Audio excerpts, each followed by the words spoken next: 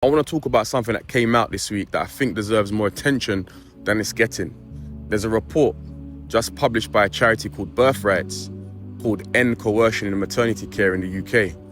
And the Voice newspaper ran an exclusive this week. And I need to walk you through what's actually in it.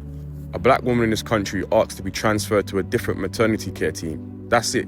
She didn't threaten anyone. She didn't cause a scene. She sent a message on a Saturday saying she wanted to formally request a transfer. She had lost trust in her team. That's her legal right. But on Monday night, police and social services turned up at her door while she was breastfeeding her baby. Now, I need you to sit with that for a second because the instinct is to think that's an extreme case. But Birthright spoke to almost 300 women and professionals, and what they found is that this is a pattern. Black women are being disproportionately threatened with referrals to children's services. And it's not because they're bad mothers, but because they're exercising their rights, because they ask questions, because they decline the procedure, because they challenge their care. And there is a long history of the state using the language of child protection as a mechanism of control over black families specifically. We've seen it in the US and we've seen it here in the UK.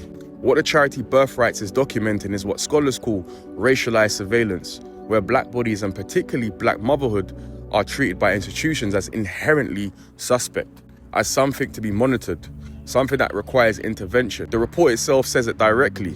The criminal justice system and safeguarding mechanisms are structurally racist. Racialized risk profiling leads to some groups being labeled out of guidance by default, triggering coercive interventions.